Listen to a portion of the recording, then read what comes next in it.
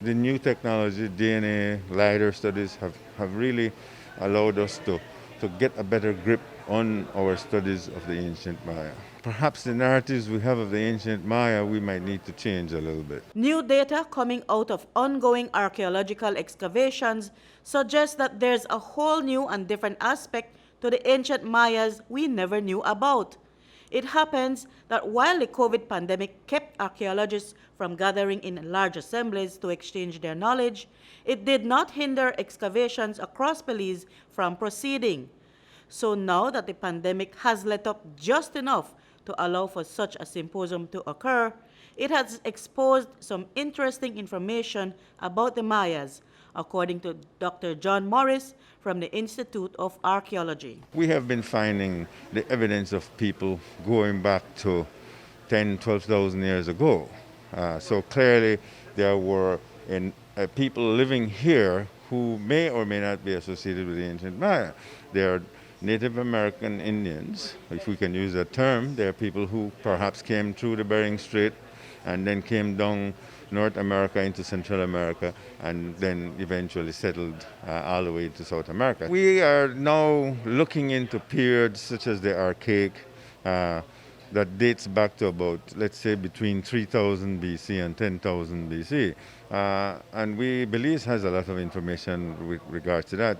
Around Ladyville, modern day Ladyville, there's a lot of archaic sites where we find the archaic points. Incoming director of the Institute, Dr. Melissa Badillo, told News 5 that there are unexcavated sites all the way in the Maya Mountains. We also learned about some of the inequalities with households in the southern area, like Ushbenka, Pusilha, those sites, that type of analysis.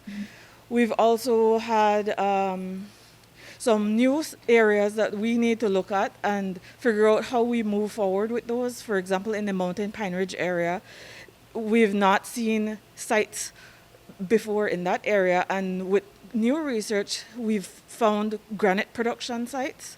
So that is an area that's new for us that we'll have to delve more and get some more research done in that area. And there are also new revelations, according to Morris, that suggest the Mayas could impart knowledge with us over the millennia on how to cope with present-day challenges. What we are seeing is that the resilience that the Maya had in maintaining their civilizations for millennia can give us ideas how we can today meet the challenges that are affecting the country of Belize and also the world at large.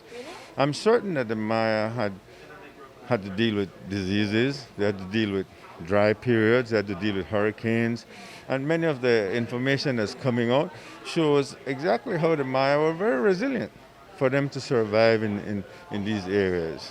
Because the Maya had close to 2 million people living in this area at the height of the Classic period, it is believed that much of the country we now call Belize is littered with remains of ancient Maya dwellings, ceremonial complexes, workshops, and artifacts. We still have a tremendous amount of work to uncover all the sites in Belize. Our database has something like 10,000 sites in this country.